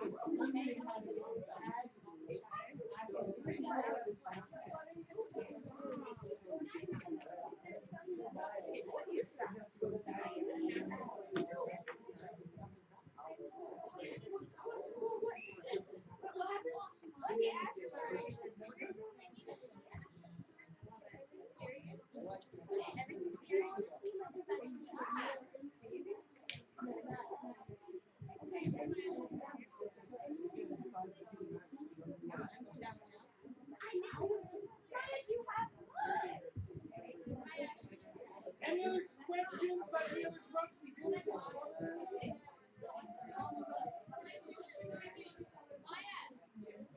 Any other questions about things we didn't talk about? That's supposed to be an ice cream. I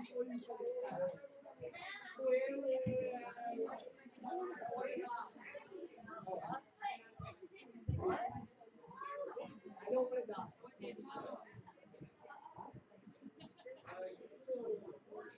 don't want to say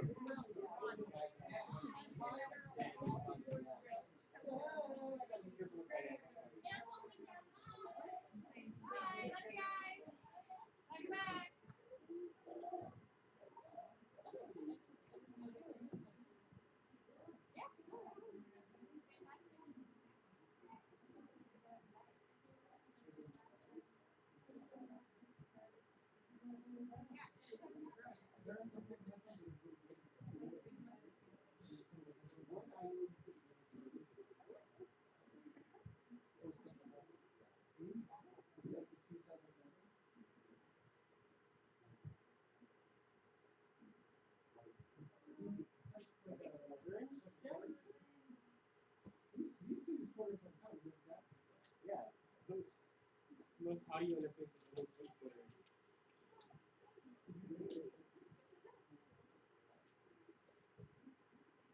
Is the hypothetical part of the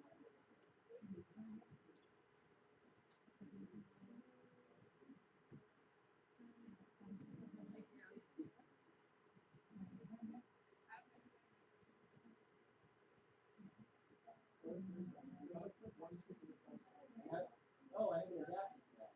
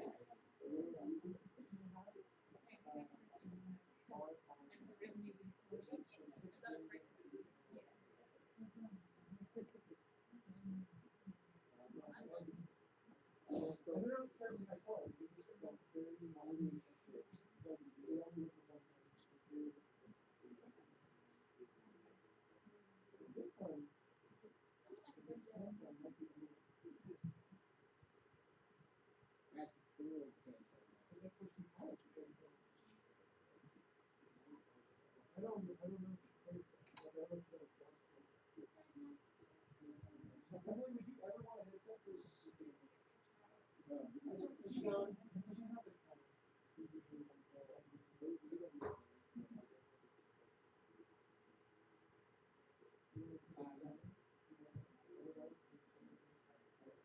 so you Florida. There's like old cell phones and things. So when you buy a cell phone back in the day, you have to have it. So like some of them are special to that. Yes.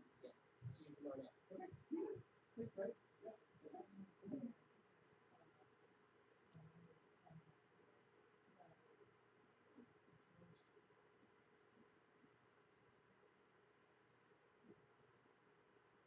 It's like one of the most things I put it in the front pocket. Yeah. I think the razors like that they have YouTube mini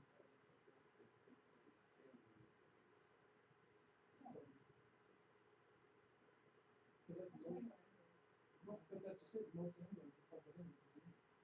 You can actually USB port on most of the Androids. Like some of the phones that have the laser special versions of USB to do it with the phone keys. You can do it on the phones.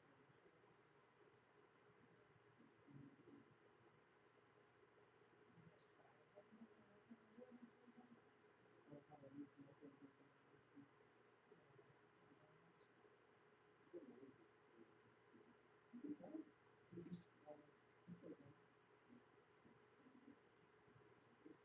This is my point.